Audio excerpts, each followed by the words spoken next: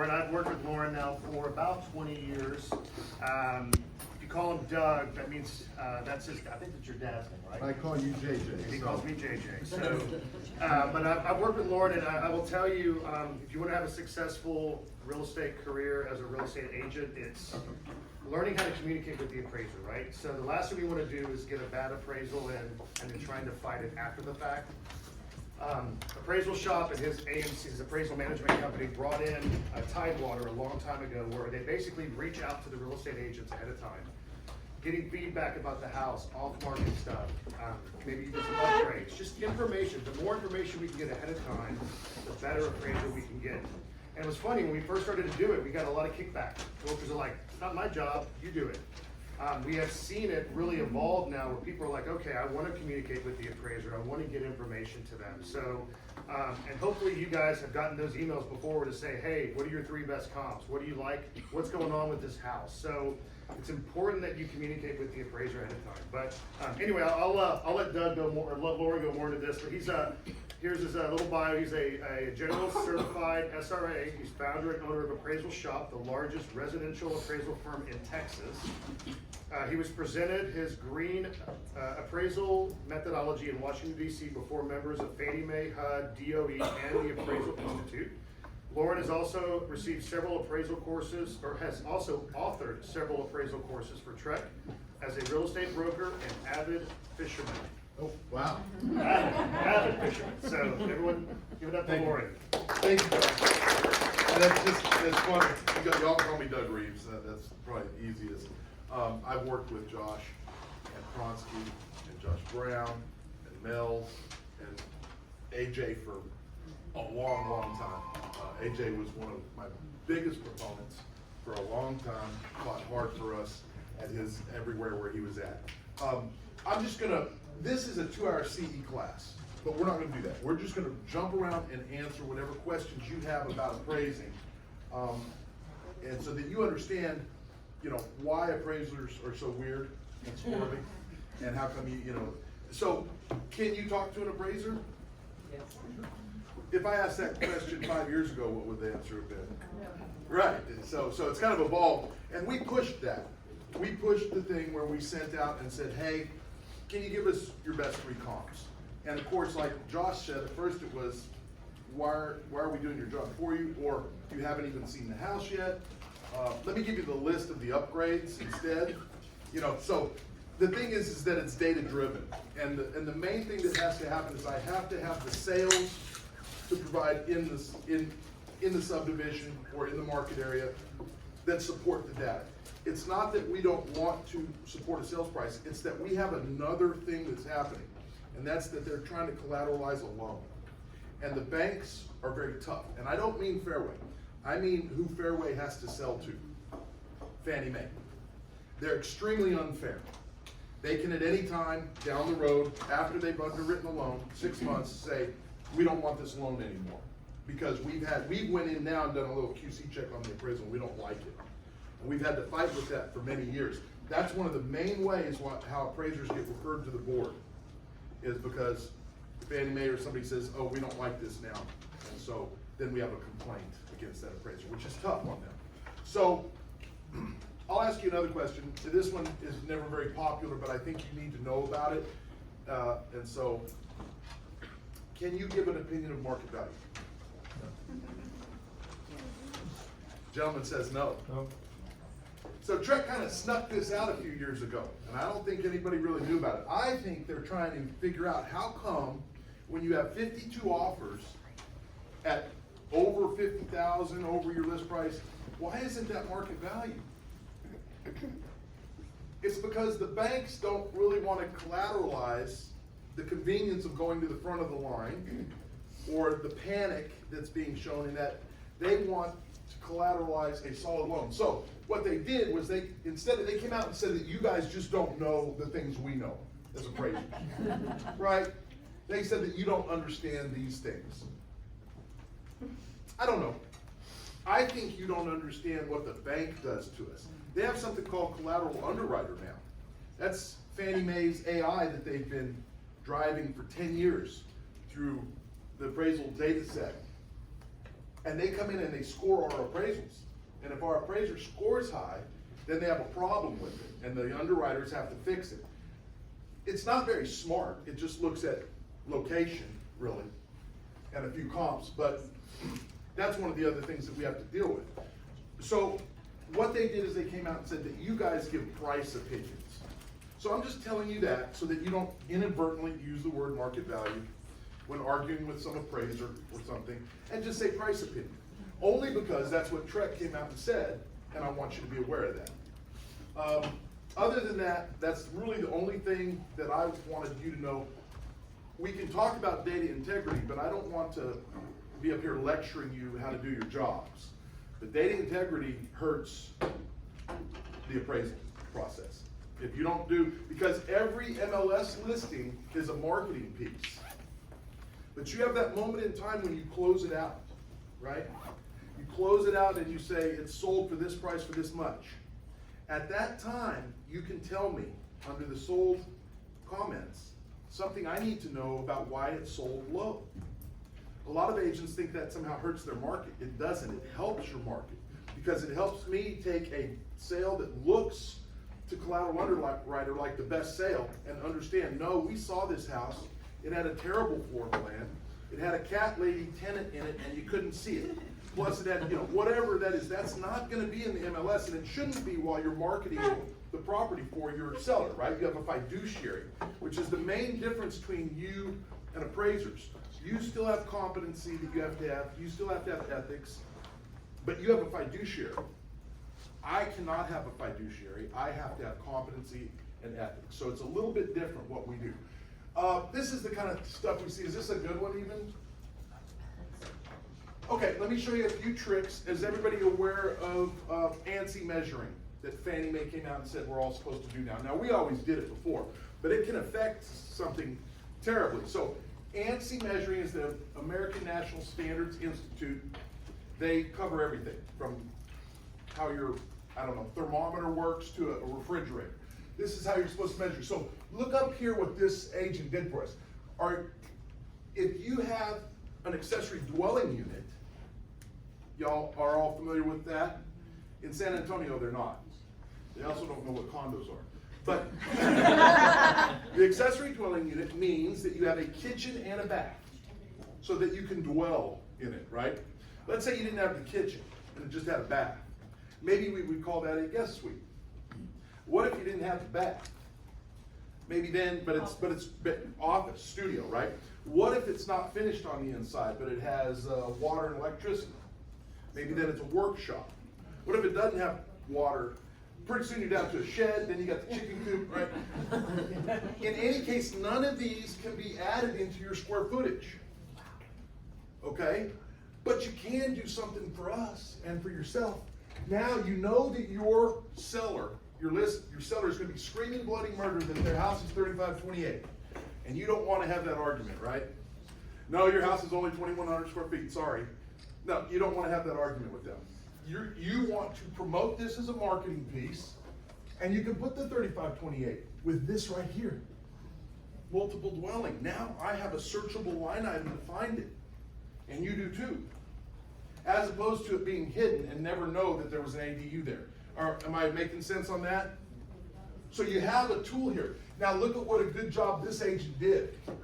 They tell us what the one house was, they tell us what the ADU was, they tell us how many bedrooms and baths are attributed to the house versus the ADU. So now, what would have happened if the agent hadn't done all this, which most don't, is I would have had a 3,500 square foot, 4-bedroom, 3-bath house that I'm having to use to appraise your property, plus I would have never had the ADU comp that you needed that sold for a bunch for your ADU sale. So data integrity is a huge thing for us to help you, okay? For a desktop, but if you're going for on-site, you're taking the look physically, right? That's correct, but if I don't have the comp, this isn't my subject, this is my comp. Oh, If you see what I mean? I need this as a comp. And I'll never get to go inside of this. And when I train new appraisers, they constantly think that their subject is a dog and all the comps are beautiful. And I'm like, that's because you don't know how to take photos. Notice how the professional takes a photo of the bathroom with the mirror and everything, and you're taking a photo of the toilet? That's why your house is a dog. So it's a constant thing. But you have to realize MLS pieces, so go down, can we see the bottom on this, or is there a better one? Do you know the part where it says sold comments? What do you think usually goes in there? Nice job, Lucy Lou.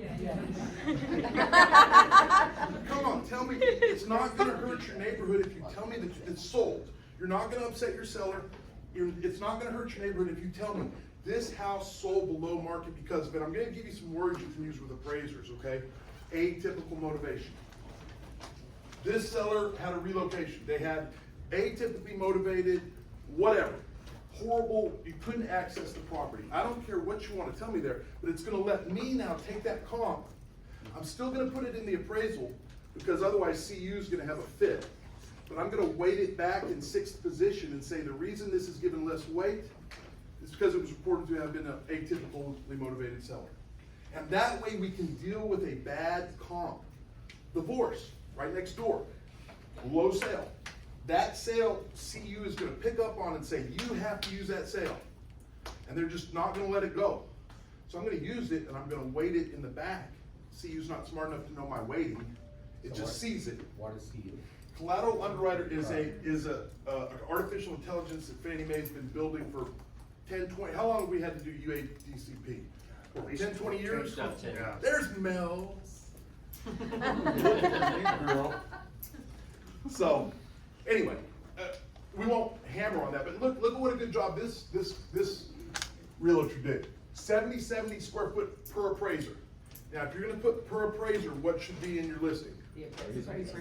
Or at least the sketch, right? You don't have to give them the whole, Yeah. give them the sketch, so you're good to go. And then look at what a good job they did for us down here. They let us know that the house really is 70 square feet, has this bathroom count and everything, which all goes to adjustments, but then also there's an additional 1095 square feet with a full kitchen, so I know it has an ADU. Now I have a comp here that I can use for your sale when you have that problem, because they're hard to find, right? How come ABOR, green, woke ABOR doesn't have a searchable line item for solar? Is that amazing to me, or what? They can't put in a searchable line item for solar. So what do you gotta do? You gotta search for marks, a little asterisk, solar, and try to pick up, solar screens, solar. No solar. Yeah, no solar, great.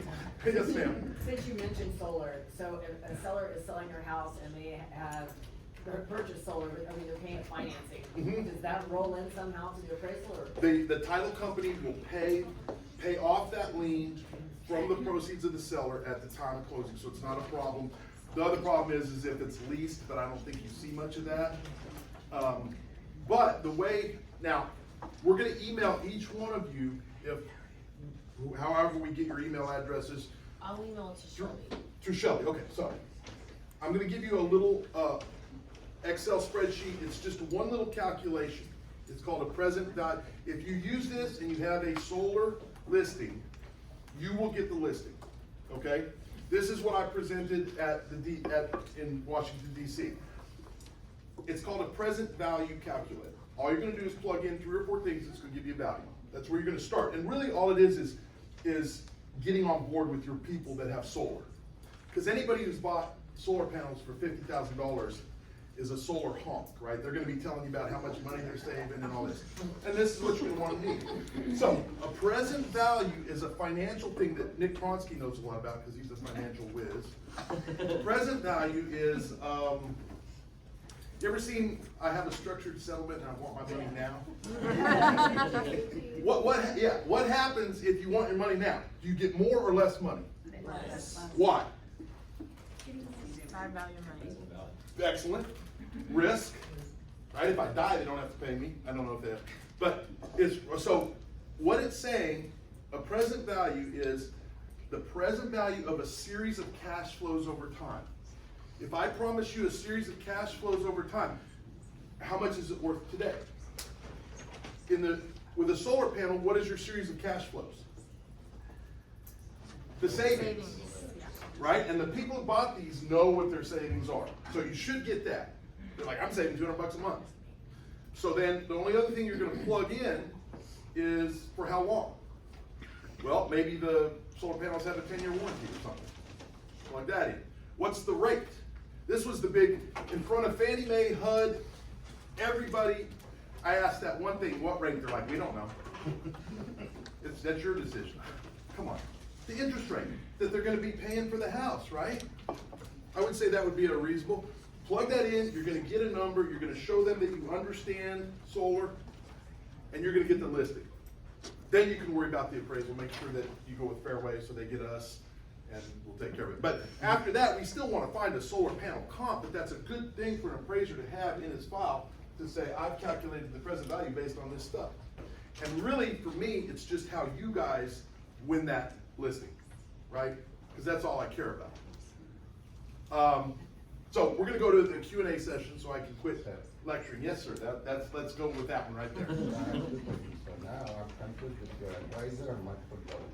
In the description, as I read the description, to me it does say that it's a multiple dwelling than an appraiser. So ANSI measuring standards does not allow them to add this to the 77. If I have to walk outside of the house, if I have to leave the house in any way, I don't care if I have to go through the garage, if I'm leaving the climate controlled area to go into another climate controlled area, ANSI measuring says that that is now not part of your living area, okay? But it can be valued. Well, on the earlier comp that you had up there had multiple dwellings. Mhm. Is that you had to leave, but they put it in the square footage? Like, it's opposite of. It allowed them, right, they did it differently, and I like the way the other one did it better, but this one had an appraisal, right? The other way, I know there's multiple dwellings, so I can find that as a comp. And so they're saying that 3528 is from 2 dwellings, or 3. I've added them together, but I'm gonna tell you what they are down here. It'd be nice if ABOR had it where it could be like, main house this, ADU that, but it doesn't, just like they don't have searchable line item for solar. Yes, ma'am, you're next. So just for clarification, am I understanding this correctly, like, you can add it to the livable square footage, but you must indicate multiple dwelling, or you cannot add it and specify, split it out below? I think your best way to do it is add it together, because you know your seller's gonna want that. Indicate multiple dwelling, so that I can searchably find it, and then talk about it below. But in the end, in the appraisal, I will not be adding them together. I'm gonna use it up here, and I'm gonna take the ADU, and I'm gonna line item it down below, and give it a separate value. And I'm gonna show you how we do that, okay? I'm gonna show you how to adjust for anything you want. I'll get you and then you. I really do like the idea of adding it together as realtors and that fiduciary duty. I Yes. think it's important to also note Yes. there's gonna be searches that buyers agents are doing based on square footage. So if you say it's 10,000 square feet, a lot of the time, if those buyers agents, if they use square footage for the criteria, then your house won't show up. But aren't they really only gonna be searching for this small? I mean, if it's bigger, all the better, then it's, you know, Just so. something But to you're take gonna into get consideration. cut either way. But I do think this is your best thing, and really it's gonna be between you and yourself. Do you want us to do it this way, or do you want to do it this, because I can do both, and that just means you're a better agent, right? Yes, ma'am. Oh, and so I'm just gonna clarify, because you're probably gonna get to as well, but if it's not a full ADU, Mhm. like, it is finished out, detached office space, same applies, like you would still say just more. Then you're not gonna call it an ADU, otherwise you can show your professionalism, say this is known as an ADU, which is a checkbox on the 1004 form, right? Single family dwelling, it's an ADU, but in your case, you could say, well, this isn't an ADU because it doesn't have a kitchen, so we're gonna call it a guest suite. Or you don't have a bathroom, so we're gonna call it a studio. How does it function, right? Has any of your, now, you guys I know probably are all $1 million and up above listings, but have you ever been in a neighborhood where it's got the little house like mine, it's really a garage with a house attached to it behind it, right? Yeah. And they're like, hey, I know, if I put some carpet, I get 400 more square feet at $1,000 a foot, $400,000, window unit in, right? Why is that not living area? Not finished in the same way as the rest of the house. It's not commensurate to the rest of the house, right? The rest of the house doesn't have a drop-down attic and a hot water heater over here, right? Also, is it functional to the house, really? No, it's not really functional to the house. You step down. Also, do you see it a lot in the rest of the neighborhood? Is there market evidence for it? Crestview, there's market evidence. Every one-car garage that was really no good for a car because it's too small, was turned into a dining room, and now there's a carport, and it's done 20, 30 years ago, commensurate, and it's functional to the house. So that's not a problem. But in Killeen, if you're gonna throw, maybe y'all don't know, I figured you did. Does anyone here do price per square foot? Don't lie. You could do it in Killeen. In Killeen, you could do it, because every house is a 3-2, next to a 3-2, next to a 3-2, by the same builder, same, then it works. Doesn't work in Austin. We had more questions Oh though. wait, I do want you to go further into Do the that price price per square foot. It drives me insane when I have a client that wants to go price per square foot. I'm like, it doesn't matter, that's not what we need to look at. Give me the words to tell them. So when have y'all ever done an ROV, a reconsideration of value? Yes. I've done. Never. My firm has done 75,000 appraisals. We've probably only done 7 ROVs ever, because we ask ahead of time. It's so much more difficult for an appraiser to change his value after he's already made all the calculations. It's very difficult. That's why you probably don't get much of a change. But we do it before we've stuck our foot in. We get all the data ahead of time. Why do you think? And that way we can maneuver a little better. Because once I've said that the adjustment for this is X, 2 days later I can't make the adjustment less just to get to the value. So what do you think they send us when we get an ROV? An agent that's not very smart. What do you think they send us? They send us 3 comps. They send us the 3 smallest sales in the neighborhood. Why? Price per square foot. Right. And so it doesn't even matter to them that those 3 sales are 300,000 and our sales price is 600,000. They think I can do this, just this what do I call it? Formulaic adjustment, right? Which isn't true. So here's what happens. If you're in Hyde Park or Terrytown or Pemberton, much of your value's in your land. So everything goes into price per square foot, but it's a misnomer, because most of it has nothing to do with square footage. It's your view, it's your waterfront, it's your land. Even seller concessions end up in price per square foot.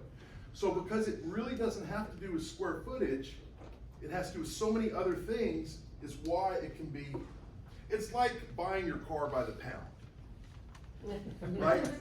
We're doing architectural calculations with a crayon. It just allows it to be very blurry and can be misleading. So if we start off at $150 a foot and you start taking off other contributory values, I want you to save that word, like atypical contributory value. You talk to appraisers, say we've determined the contributory value of a pool in this neighborhood to be X based on this comp, okay?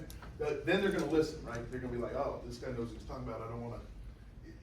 As opposed to the guy that sent them three of the smallest sales in the neighborhood that are all $500,000 less, right? So anyway, this is just blow through it, it's not, this is gold. Yes, sir. It'd be really helpful if we had something from you as the appraiser that we could slide into our buyer's presentation and be like, look, here's what the appraiser says. I don't mind sending you this particular slide, if right? That's not a problem. But it's easy if you just explain that there are at least a dozen aspects of the house other than square footage that goes into this big number. Yeah, it doesn't always work. Right. They don't always listen. So can I expound on it any more for you, or is that sufficient, you think? I think I got it. There's too many things. Has anybody ever said to you, I think that pool is worth $3.23 per square foot? No, because it's not, So in the end, our adjustments, the last end adjustments are gonna be much smaller, particularly because the first dollar per square foot that you spend to build a house, holding costs, mechanicals, the architectural plans, permits, that's gonna be super expensive. The last square footage that I build, where I blow up some carpeted drywall over the garage, is gonna be super cheap. Yeah. So, the guy in the neighborhood where they were originally building 1-story Brighton homes, and then they sold the last little bit to KB. And now they got a 5,000 square foot house, and they get a mailer from you that says, hey, I sold this house for $250 a foot. Hey. That guy's like, 5,000, 250, 1.25, which might be a good thing, give you a call. Yeah. But then Not gonna be able to you're sell gonna for be that. doing some open houses for a few years. No, that makes sense, that there's too much involved in valuing a property to just go by price per square foot. And I love that you put the view, the land, all those kind of items. Yeah, yes, ma'am. Do you think there's ever a time that Do real adjustments. estate, aside from appraisers, will come to the point where we don't talk about price per square foot? Every buyer I know talks about price per square foot. They are looking at their neighbors, they are looking at Zillow, whatever, and it's only about that. And so, I feel like there's enough agents that still talk about it like that, the industry still talks about it like that, like we're feeding the beast. And how do we ever get real estate to go more along the lines of the appraising system, which would make more sense if we did things in The conjunction, tandem? yeah, the CMA, I think, right? So what we do is a unit adjustment. We adjust for a feature. We find out what the contributory value of that feature is, and we adjust for it. Doesn't matter what it is. I'm gonna show you how to do it, okay? But, I mean, my profession is dying. We will be gone. AI will come for appraisers before anybody. They've been coming for us for years. How many times did y'all get appraisal waivers? Easy deal? Easy deal? Probably 28% of the time now? Yeah, about that. Yeah, I mean, we'll be gone. If AI is doing this, they've been trying to do AVMs on appraisals for years, and Zillow. Now, Zillow helped us out a little because they got a little fancy and sassy ahead of themselves and did a big buy and lost a bunch of money doing that with their AVM. So that might have slowed things down, but we'll be gone, so you'll just be doing your CMAs by yourself. We'll be doing it price per square foot, like our industry likes to do. Don't, so that's how you can differentiate yourself. Say, appraisers don't do it this way. This is not an accurate method because there's too many things that feed into price per square foot that have nothing to do with square footage, and this is how you do it. And then you're just their wise consultant. Right. Yeah. But why do you think real estate has not followed suit? Because there's not, look, there are a lot of bad appraisers, right? There's a lot of bad loan officers. There's a lot of bad realtors. So we get together and we rise above and we work together. When I get to work with a good loan officer and they're good realtors, we outcompete. And so you use, instead of looking at it from the half glass full, empty, you look at it half glass full and know, I'm working with the best people in the industry and we are communicating. I mean, if I do something nice for a realtor, they remember me 20 years, 30 years, right?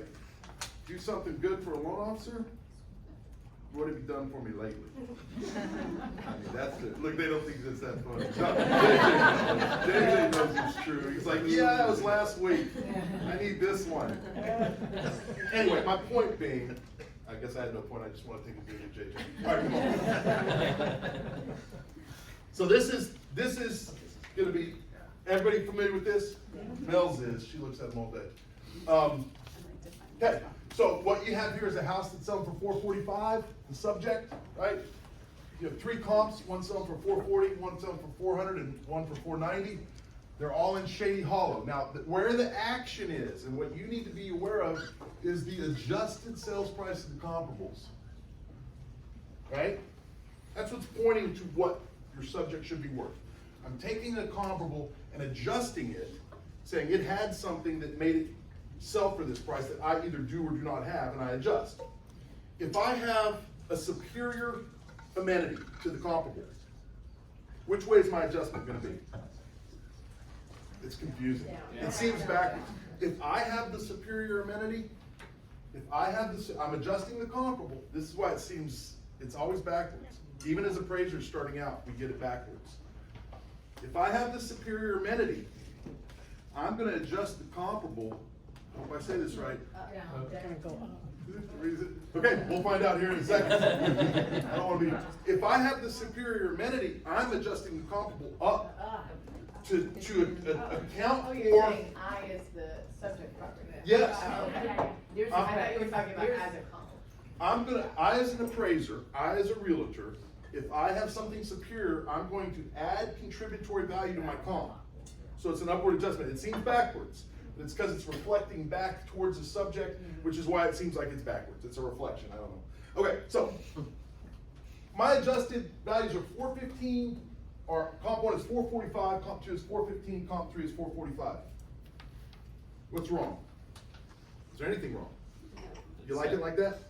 No The adjustment second one for doesn't pool. have a For a pool. pool? Take it. All right, we got a ringer in here. All right, you, no more out of you. What's the problem? No, you're right. What's the problem?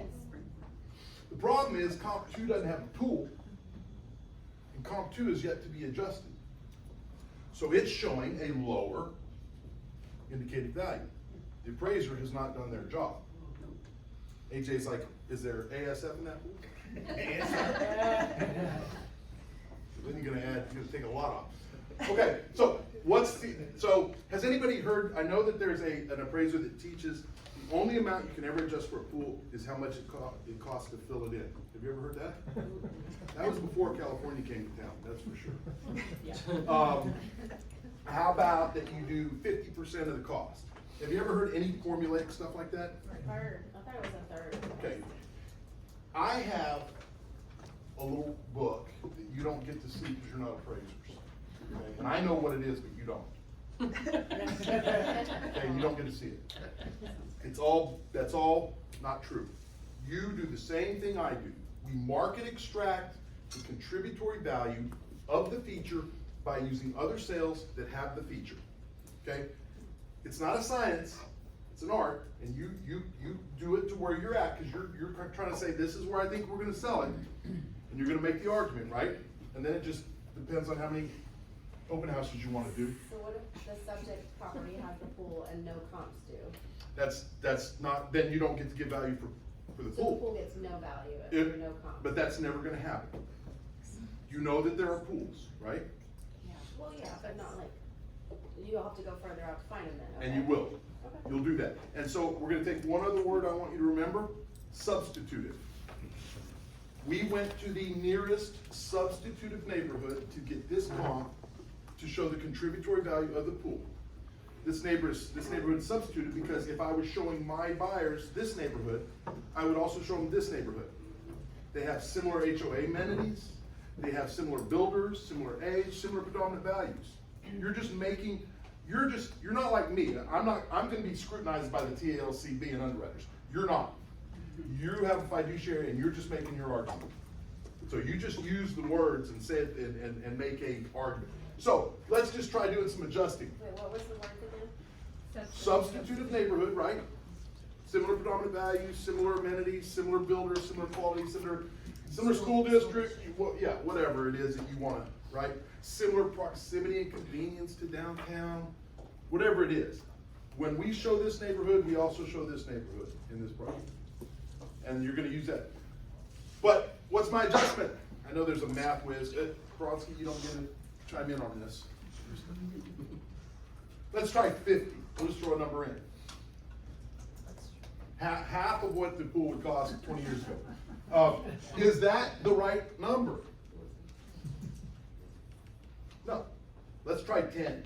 What they say it costs to just fill it in because nobody wants one. I want one. That's not right either. What's the number?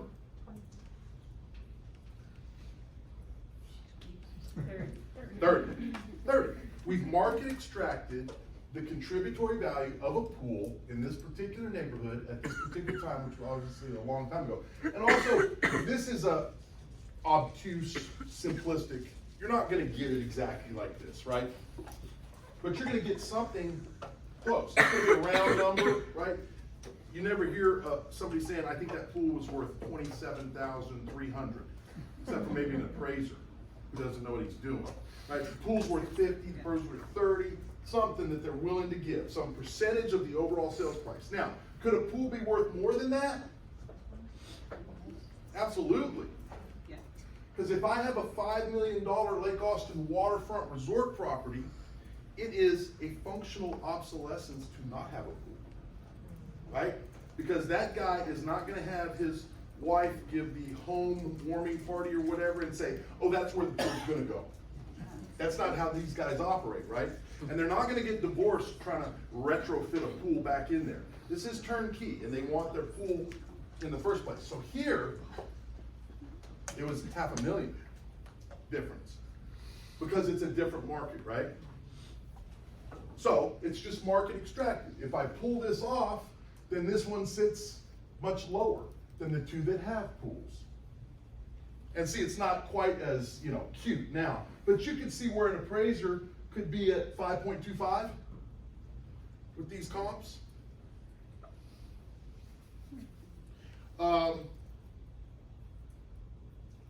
I could, You could do that with anything.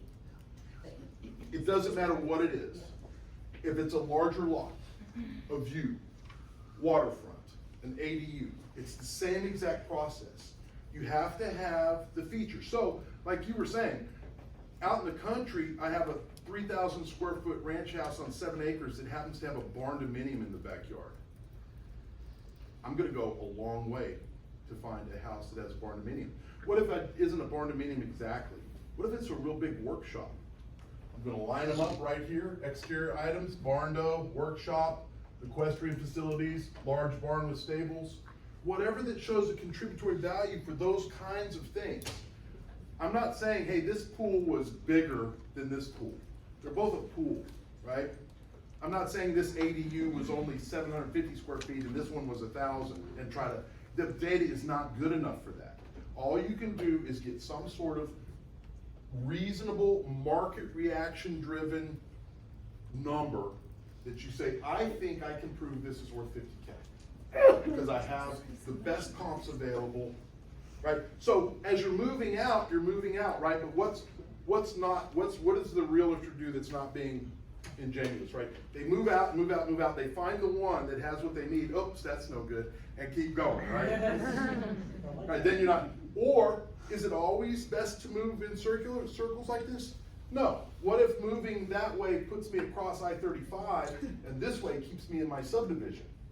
What if my subdivision goes a long way, 2 miles this way, but I could go only a quarter mile and I'm jumping across the river? That's not, you know, you're gonna be realistic in how you approach spreading out to find comps, So right? you'll go out first miles and miles before you go back in time, like say instead of 90 days, you go 180?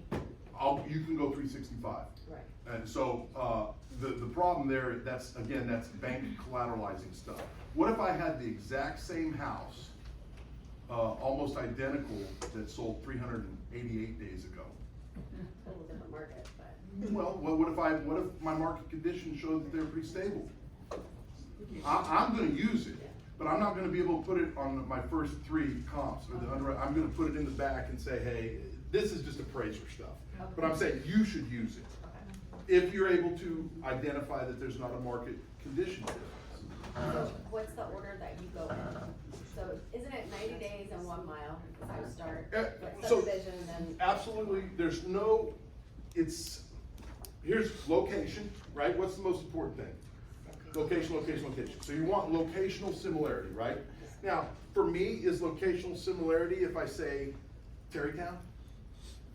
Right, I mean, Terrytown? Yeah. And if I had to, could I go to Pendleton? Maybe? Not that I really want to, but, right? What about Hyde Park, where there's 52 different subdivision names? Hyde Park had, you know, so it's this area. So we use MLS areas, right? MLS area 4. I think that's a very good thing to use if you're spreading out. So if I'm gonna jump out of my neighborhood by subdivision name, I'm gonna stay in my little MLS market area. I've never thought of that. Yeah, we do that a lot. Some places where it will get you is like Terra Vista, right? Terra Vista, half is in GTE and half's in, or Avery Ranch, is it Avery, that some of it's in CLN, so you know, it can get you gotta be careful, but that's where your geographic competency comes into play. Let me answer any other questions. No? Yes, ma'am. And you may have already covered this, I walked in late, I'm sorry. But when you're doing adjustments, and you're getting the market, when you're getting what were you using, the words you were using? Contributory value? Yes. The market extraction of the So contributory with, value? yes, so with like a pool, say you're in this area and you're searching for homes with pools, homes without pools, and you find, are you taking an average of the homes about that size, 3-2, versus Okay. homes So this about is- that size, 3-2 with pools, taking average of each and then extracting the difference from that to get a number? No. So we'll go back to the adjust for the square for the pool example. So location first. So you've dialed in. Now you're trying to find physical similarity is next, right? So you're searching for this certain thing that you're trying to find, right?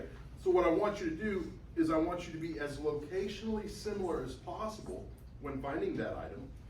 And when you have to give up on locational similarity, you have to go out of the subdivision, then you go hard on physical similarity. So I've left this subdivision to get a pool, but I went to this substituted subdivision and found another Dries home with a pool. It's a Dries home in a substitute neighborhood that's very similar to mine. And this is what we're using to show contributory value, market demonstration of contributory value for a pool, because there is no pool in my neighborhood on a similar cost, right? Okay. Okay.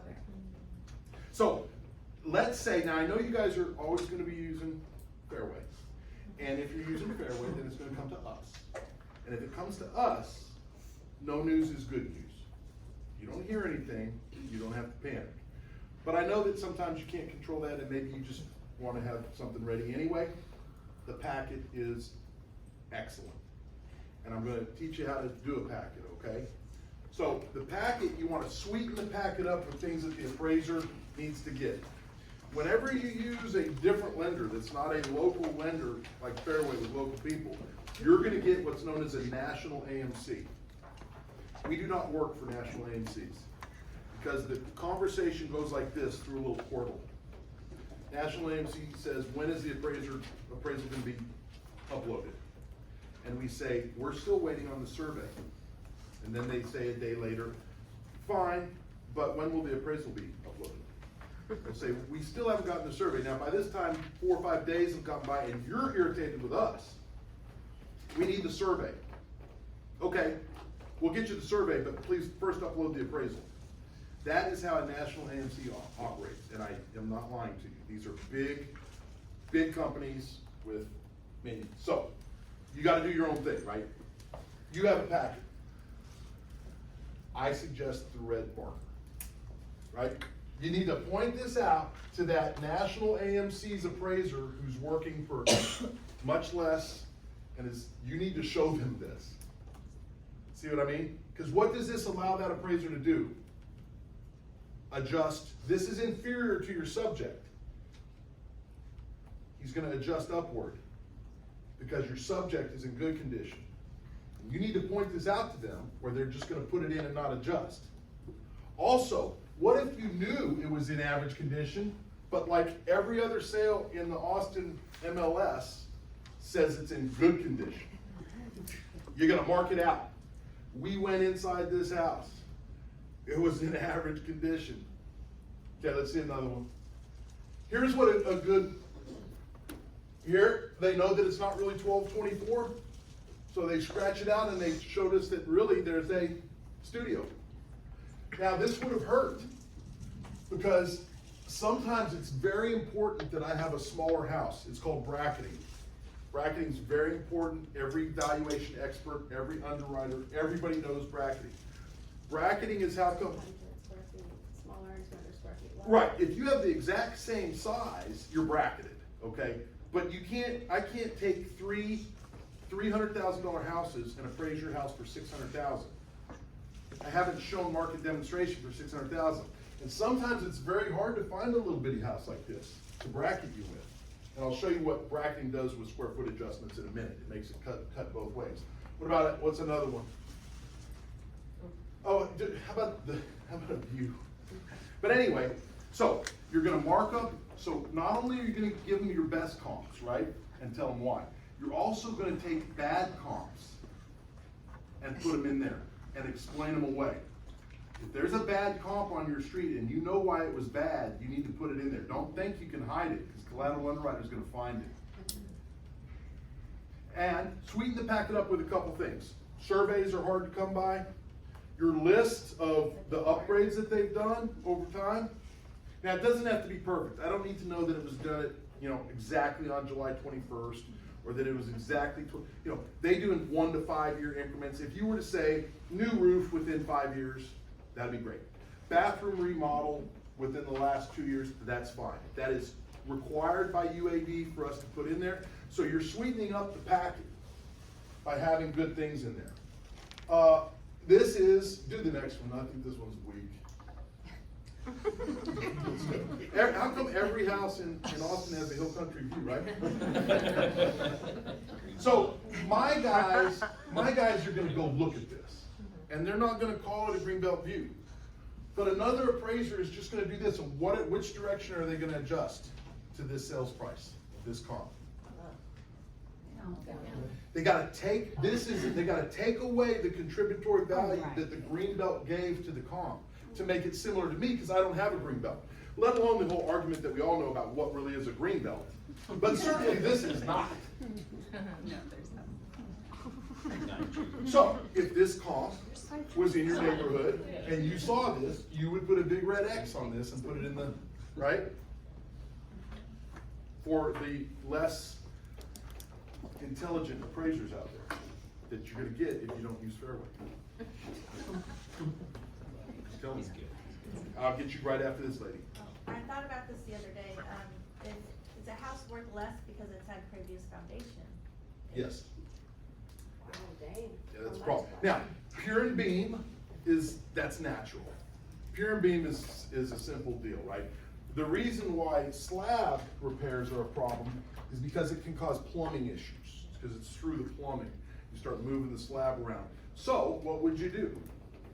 You'd find a sale that had foundation issues.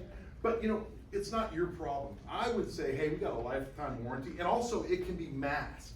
Foundation repairs can be hidden under a complete remodel, right? We did the windows, we did the roof, we did the blah, and we did the foundation, right? And so it kind of at that point, it's a little different with a complete remodel. You're in Allendale, you just barely leveled it. We did that as a matter of course. It's different than having had a cracked slab, right? But I think with the lifetime warranty and with a bunch of Californians coming to town, I think probably it's not a problem anymore. We think the first thing we look at when we see an appraisal, a contract is. First thing we look at. Where the buyer's from. Is he from California? Not true. What we look at is we see if they're represented on both sides by legitimate agents. Because now it's market value. They're informed, reasonable exposure period, represented on both sides. What happens when you don't have representation on one side? Little old lady, she doesn't have a listing agent, right? They came by, you want to buy your house for $1 million. Just wait till we get the appraisal, right? So once we, at appraisal shop, determine on an appraisal, after the address, and after the borrower name, and after the client, the next thing is tell us about the contract. So that's, once we determine that a contract is arm's length, that's what we're thinking the thing is worth. I don't care about the comps, I'm talking right now, at this moment in time, on this property, we have willing borrowing seller at this price. I have no reason to think it's not. When did I know that that wasn't market value? 2 years ago? 601 on 499? Okay, with the right to terminate due to lender's appraisal? A good buyer, now, there were good buyer's agents and there were bad buyer's agents, right? The bad buyer's agent led their borrower to believe that that thing was gonna appraise for 601. And what would they use to do that? Some sort of anecdotal stuff? I heard about a house in Georgetown that sold for $400,000 over, so this is probably not a problem. Instead of actually telling them, hey, these are the comps, we're probably gonna need to put some cash down, or there might be some, that was the good buyer's agent. And because we had direct relationships, we could call them up and say, what are you doing? They're like, oh, they know. They know. And then we would just do the best we could, split the baby the best we could, right? Because they did have 52 offers, by the way. So, you know, but we had to collateralize it. It has to make it through underwriting. And nobody's collateralizing somebody having the convenience of going to the front of the line because they're from California. Why do I get a pick on California people? You guys, are there any Californians in here? Come on, man.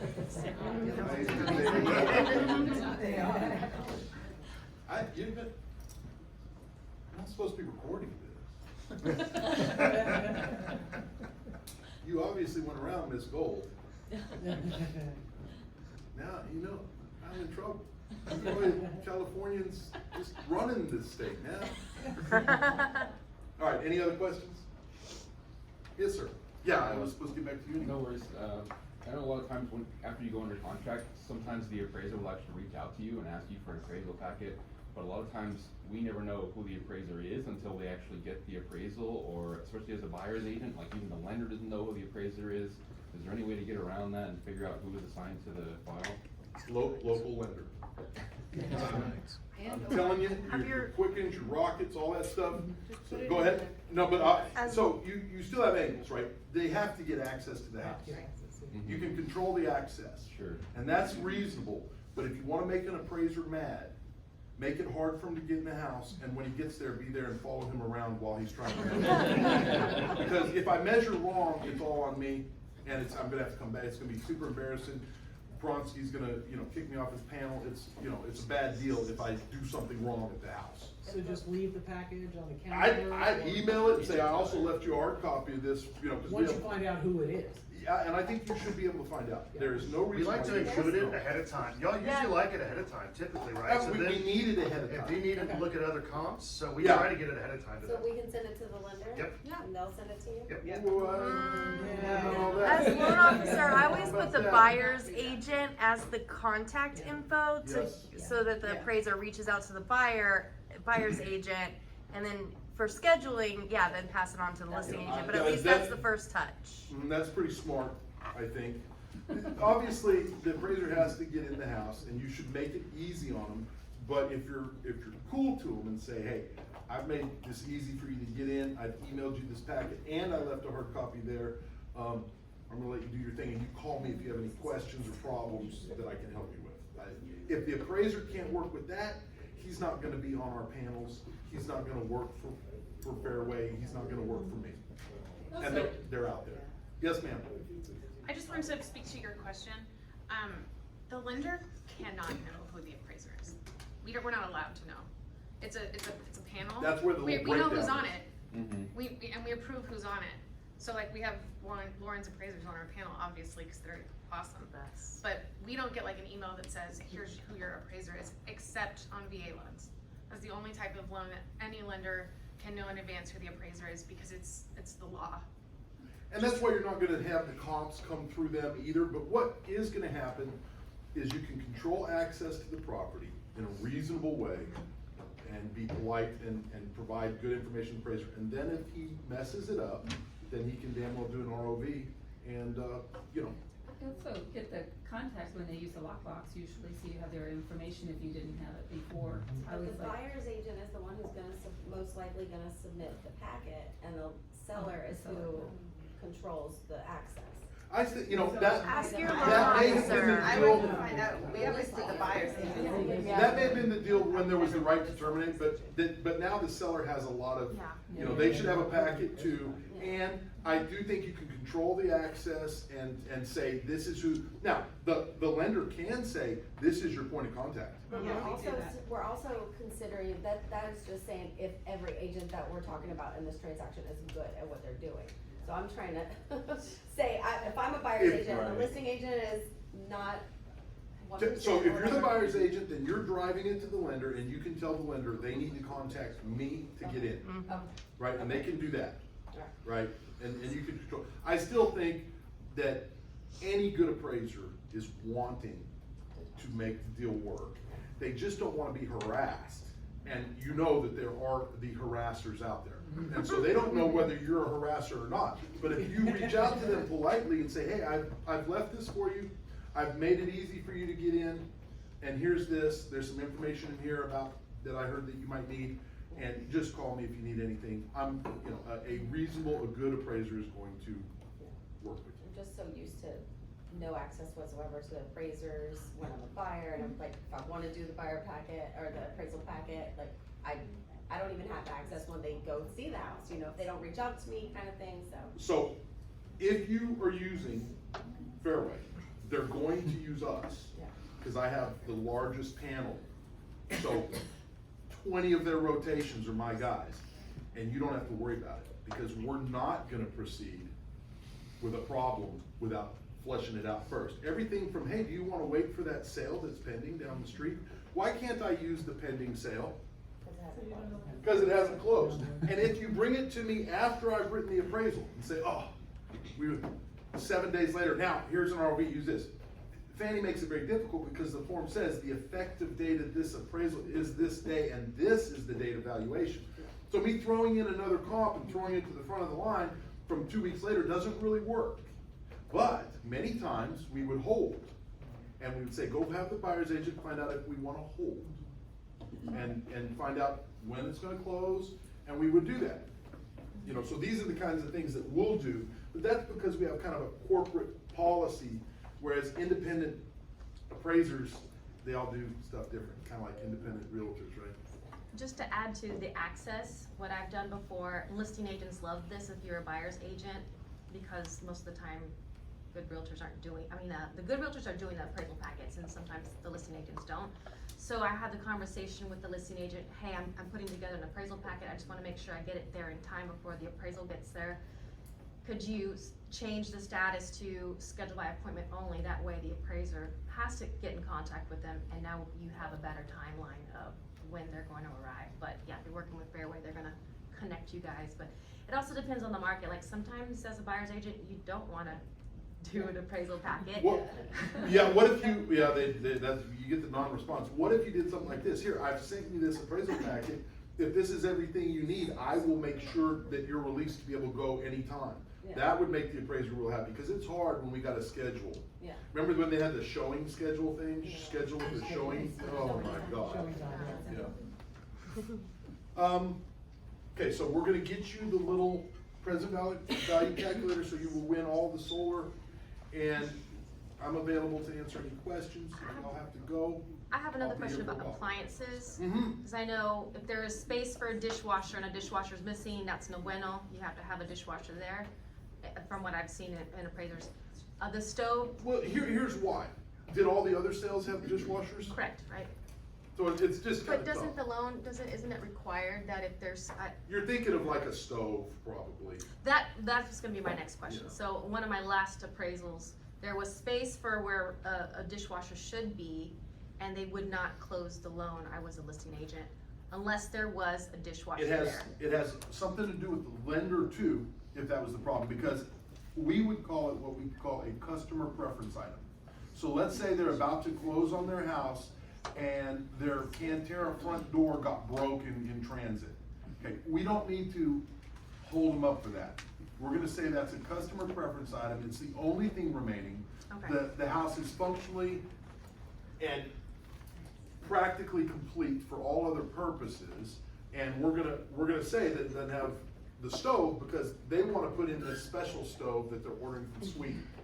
It's a customer preference item, and usually we can work something like that out. What you're thinking of is like FHA, Yes. they don't have a stove Yes. in the house, it's a Right. little bitty Now, house, you know. To the stove, obviously if the stove is missing, that's a huge red flag. But are y'all turning the stove on to ensure that it's working? Because anybody could just put in a busted stove and it's there. So we do what's known as we're not testing everything. Mhm. We do a substantive test, right? So we might test the stove. I don't really like my guys turning on a gas stove and then leaving it on or whatever. I hate them checking garage doors that break when they go down, right? I just hate them messing with stuff. So they're gonna do they're gonna flip some lights. They're not an inspector, right? They're gonna check them. So if I was you, I'd just roll the dice on that and wait for them to actually, cause it to be subject to, because if they blow by it, it ain't your problem. Is that not a good answer? I'm gonna finish. It's marinating. It's just like if the stove is missing, that's a huge red flag. You're gonna write that down. Loan is not gonna be. I don't want the stove to be missing. Right. The stove is different because they gotta be able to cook and function in the kitchen. Right, but a stove missing versus a stove that's not working, they're essentially the same. Except that when I take a picture and I look at it, it's not my responsibility to go stick my head in that oven and make sure it's working. You know, it sounds. that it's working, it's just be there. There's an argument there for user error, you just don't know how to turn it on. Yeah, I mean, I'm not necessarily gonna check, but I know if it's not there, first of all, I've got the photo. The photo's gonna hurt. Go get that That's one of the listing things I try to skill. explain to people. Oh, I I mean, would be a buyer's agent, yeah. People trying to sell their house and they have it just not looking good. Cause remember, all of the comps look good. Remember, they look great. So, the stove needs to be there. You had a question, sir. Yes, sir.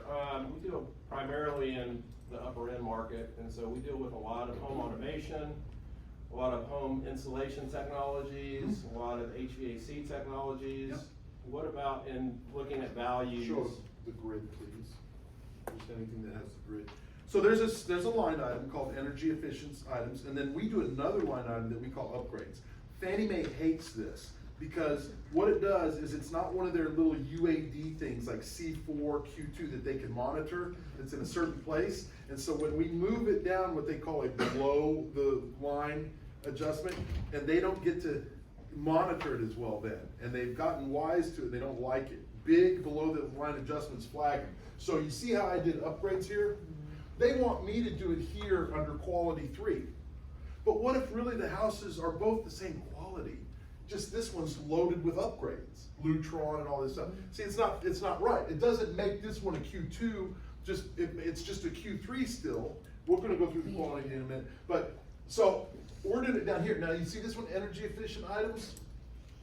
So I would say, hey, you're good or excellent. Maybe you have solar panels. Maybe you have solar panels and another house just has a whole bunch of other stuff. Spray foam, really badass windows. Then you're gonna try to always just make it simple. You cannot carve it out little bitty. There's not enough data. So you find the best thing that you can use to emulate and draw the contributory value. This one was a lead 2 home and I have solar panels. I'd probably have my lead 2 in here and then I'd have a comp with solar panels. And then I have 2 good comps, showing that brings value. You can't carve it out. I can't be like. I mean, some houses have a couple $100,000 worth of home automation in them. Upgrades. Yeah. Okay. So then you bundle it in upgrades, say this house is highly upgraded, has all these upgrades, and that goes in the package. So now I can say, this house is gonna compete with the very highest upgraded house I have. Now, what's the problem when you upgrade your house beyond all the other houses in your neighborhood? We all know what that problem is. I cannot show contributory value for it because you've gone too far. I like a gold toilet, but I'm not gonna get value for the cost of that thing, right? I'm just not. So there's a problem. And let's say, what about your guy that puts all that stuff in his house in Millwood? Because he's he wants it.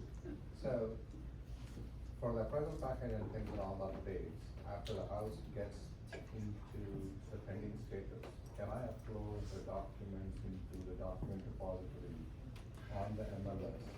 So I think that might be a question more for a broker or something, but what you're asking is, what document do you want to upload when it goes pending? Appraisal package upgrades so that it catches the attention. That's a good idea. Putting a star and saying, hey, uploading the appraisal package.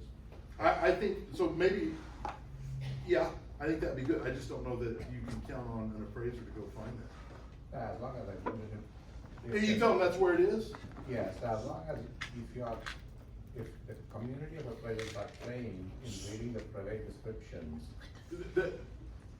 Do not count on them to be trained on anything, because they're all singular guys, right? Our use cap changes every 2 years. It is not appraisers are very independent, so if you wanna put it there and point to it, I think that's a good thing. Hi, Lauren, Melissa Giles. I was. I'm Lauren here, and I thought maybe you could touch on what happens when you see a non-realty items that has standard items on there, how that affects our appraisal value. Well, obviously, and this happens a lot with STR homes and stuff. If the value of the house has to do with the fact that it's furnished, then be prepared for the value not to be there, because I have to value only real property. Unless you go in there and nail everything down, then you can maybe get away with it, but yes, ma'am. Two things. Number one, Right, you can, yeah, you can put your list of upgrades in the attachments easily. Yeah, that's a good And then- plan. And then also, instead of doing a non-realty item addendum, make sure that you do a bill of sale. And just put a condition in there that the bill of sale takes place when the sale takes place. So they're not buying all that furniture for $100 Yeah, or be sensitive to whatever. the stuff that's coming across in the contract that the appraiser's gonna see, right? No, Yeah, no, see, do so- not and send the your lender good the bill lenders of will tell you, sale. we don't wanna see that stuff. Yeah. You wanna just roll on to the quality ratings, then we'll. Doug, how common is it that appraisers will go and look in the doc section of MLS? If my guys don't, they're gonna be Well, your guys. excoriated. Cause if they're asking me, they're like, hey, we need so-and-so, and I'm like, did you check the, right? So I think probably, if they're surviving appraisers, they're probably pretty good. But there's a lot, it depends on who they're working for. The good appraisers will not work for the national AMCs. National AMCs do this, they send out a broadcast, and they say, here's this appraisal. Who wants it? Who wants it? Who's gonna get it quick? And then what you get is the guy who goes, I want it because I don't have any work. And then he goes, oh shit, 6 acres with a barn? And that's when you get In Dallas. the dog ate my homework at the last minute and I'm out, and then it puts the lender in a bad place. Now, Fairway has a very, very good appraisal management desk. And they have good loan officers. But national companies, they're also trying to make it where are they trying to get rid of loan officers too? Not necessarily your company, but in general in the industry? Yeah. They're trying to automate that stuff, right? So it's all just happens and they don't, and that's what you're gonna get with the bigger lenders, is an automated thing, and that's where that kind of, automated appraisers. They're trying to do, anybody tried to hire you to go do the appraisal and take the pictures and stuff? They're trying to do all kinds of stuff like that. Here, I'll just run through this just cause it's fun. Right, these are the UAD condition ratings. This is a C1. This could help you on an ROV. C1 is brand new, never lived in. That does not mean they just moved in and their dog started, Okay, and explain the C1 is the. It's the UAD rating that they data mine from us. We have to call it this so that they can find it, right, in the appraisals. So, new, never lived in. Once they move in, it's C2. And it may remain C2, now this, or it could be an Allendale house that is totally remodeled. That's what you probably see more as C2s now. When I say totally remodeled, I mean windows, roof, interior, made to be competitive with a new house, modern specs, right? Remodeled all the way. Then it can be a C2, or it could be a brand new house that's been lived in for a few years, but excellent condition and would compete with new. Competes with new, okay? C3 is your average house, no deferred maintenance, right? Just good. C4 has is kind of like my house, it has some deferred maintenance, maybe, but there's nothing wrong with it, right? Maybe someday they should do something with the roof, maybe there's a little something, maybe the carpet's getting a little bit, it's livable, there's nothing that has to be done to it. C5, the way we deal with that is we ask for a repair.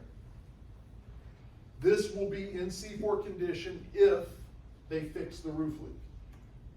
Subject to whatever, and that's because no lender will lend on C5. So we have to bring it up to C4. Now what the appraiser should not do is require the roof to be replaced, because he's not an expert and he can't fly around on the roof. What he can do is presume it's working and ask you to get a letter from a professional saying it's okay. So we don't require either for roofs or foundations to be repaired. What we require, if we think there's a problem. Now, if there was an active leak in the roof, then I'm gonna have that be required to be fixed. But, if the foundation's wonky, I'm not gonna be like, fix the foundation. I'm gonna say, get a letter that says it's okay. And usually you can get an engineering letter pretty easily. Let's do quality. Anyone see, oh yeah, no, this one's my other place, that's my second house. You'll see these houses in Austin, they won't see them in other places, right? This is a true Q1. This is totally custom with the top stuff. Everything is milled stone, copper roof turrets, copper gutters, stone, blown glass chandelier. That's the true Q1, superlative, exceptional. It's like Melanie's house.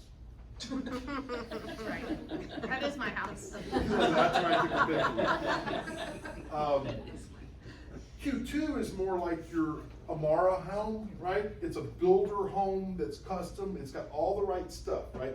standing seam metal, spray foam insulation, top of the line, top of the line, but it's just not totally custom, right? These are just top of the line stuff that the builder gets, right?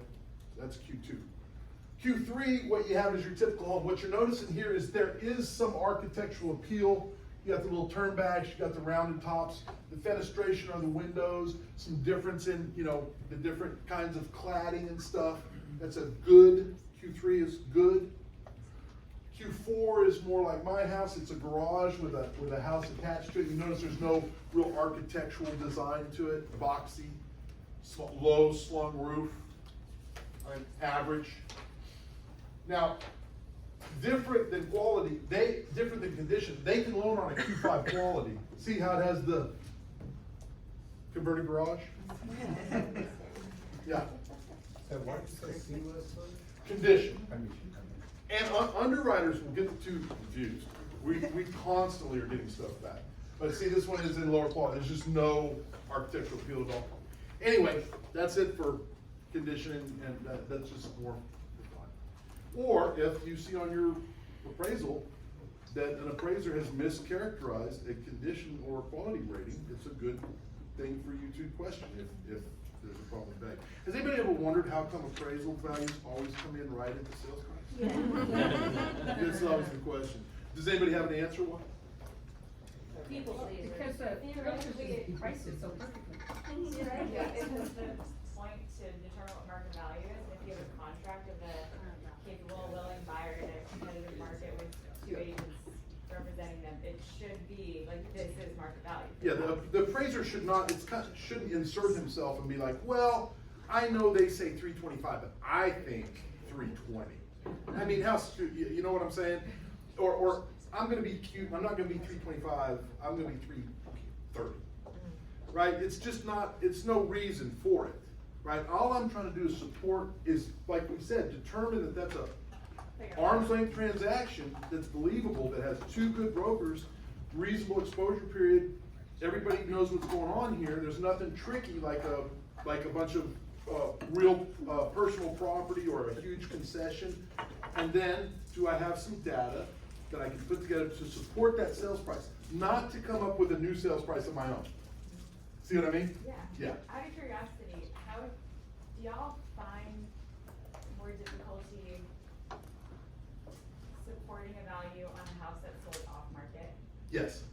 I think there's a premium to off market because they're in the club now, right? Oh, we get to have the off. So it's never really exposed, and they're paying for that privilege of not having to, so they actually pay more. It's almost like an insurance policy.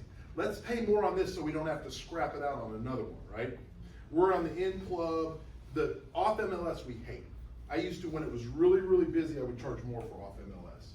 It's a pain.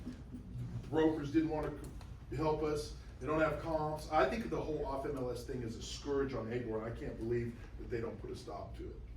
Well, so like, how do you come up with that premium that you're? You don't. Just like, it's, okay. I mean, I have to use, now, obviously, I'm gonna try to, it's not that I don't think it's a market deal. Sure. I just think it's, the off MLS is a lot like 52 offers on 499 going up to the Price is Right 601. Nobody believed 601 was the market value. It wasn't the price opinion.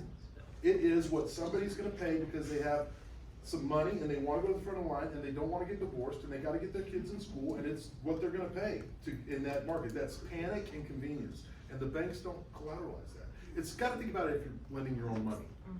And you see that, 601 on 499. Why aren't we doing 499? Well, because we really want it. So I think the off MLS is just, that's already built into that, you know? But if there's good comps. I also want to say a lot of times with lenders, like and I know that they're the same as I am, we'll have those conversations before the appraisal and say, just to let you know, more than likely, the price is going to come in exactly where we want it. If it doesn't, then you can get with your real estate agent. Well, we got a deal on this house. And I go, well, I don't care, but I'm letting you know that it's probably gonna come in at value, because what happens is, it comes in at value, and then they're mad at you because you told them that you got such a good deal, and they're like, well, why isn't it at 550? yeah. You know what I Oh my mean? God. So we try to help you guys in that instance. Thank you. You know what I mean, doing that, so you guys should do the same thing. and telling them, and it also is a flag for the underwriter. If it comes in at 500, but it was 450, the underwriter is gonna look at that a little differently. Is there a latent variable here that we don't know about? Yeah, like what's Right? going on with this? So it actually brings a flag to you, Yes. which actually hurts us. Yes. So that's why they won't do that. And it's the market, I mean, we're gonna do what we can with the comps that are there. Of course, we have all these other overlays and things from the bank, of how big of adjustments they want us to make and everything.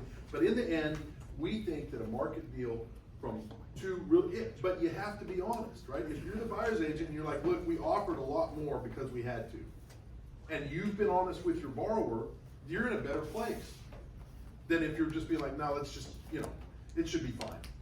It should be fine. I mean, why not just tell them the truth? These are the best comps we have. This is what I'm gonna provide to the appraiser. Anyway, y'all have been great. I'm gonna stay as late as you want, but I know we've been here a long time. And I probably have lots of other stuff we can talk about. Not you. You just come ask me. It's good to see a bunch of They're a great class. We have a few announcements, if you guys will stick around, and then we've got food back here, so give us a couple more minutes. Food?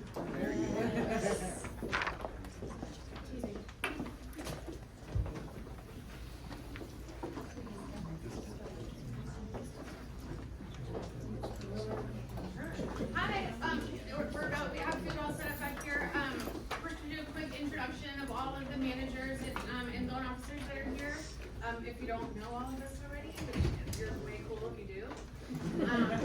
I'm Melanie, I'm a branch manager of an office right up here off of Mesa and Spice and Springs. And I've been with Fairway for 5 years, and I think it's the best company ever. And if you're not already working with us, I hope you will. And then I'll pass it. AJ Miller, been at Fairway for going on 8 years now. It's an awesome company. I'm glad to see you guys. We're gonna do this again. We're not exactly sure, but we had like a ton of people in the back of this. So Yeah, there was a hopefully waiting you got something from it. And also, when this is done, I'm sure we're gonna email you guys to get some feedback. If there's something else that you think we should add to it or that we missed, let us know. Or send it now. Thanks for coming. Actually, I have a question. Doug, can you share the slide deck? Yeah, sure. You can share some slides. Yeah. So I was gonna touch on that. Yeah. We're gonna send a follow-up, with a summary of everything he went over. If, we'll pull what we're allowed to pull from the slides and share it and send it to all of you, via email. So just give us a couple days to our amazing marketing girl Shelby, who we're all gonna give a round of applause for. She'll get it all put together and we'll get it sent out. Along with that solar, Calculator. Yeah. Hey, did y'all see they have the, these are hard to come by. Yeah. MLS area laminated back here? That's pretty nice. Grab one of those.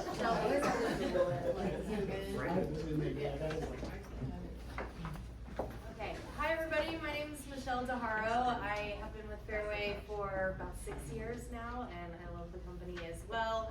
I did want to also let you guys know that there is going to be a Travis County appraiser coming to do another class. I think it's next week. Y'all can pick up a flyer, but it's all about the county's assessed value. So that's really gonna be helpful for. I'll put the flyers right back here. Okay. I can add the RSVP link in the follow-up email. Is he sane? I have no idea, and I don't know if he throws darts in the dark or what, but it'll be good. And I'm Katie White, and I run a branch in North Austin too, and I've been with Fairway a little over 7 years. I'm Josh Pinland again, been with Fairway for about a year and a half. Nick Bronsky, run a branch in Round Rock, Texas. Came over at the exact same time as Josh, about a year and a half ago. One of our main conditions of joining Fairway was that we can still use Doug and his appraisers. So you guys just learn from the best. He's awesome at what he does. He makes our job so much easier. And thanks again for touching on all those good topics. Thanks. Appreciate it. Thanks. Really appreciate y'all coming out.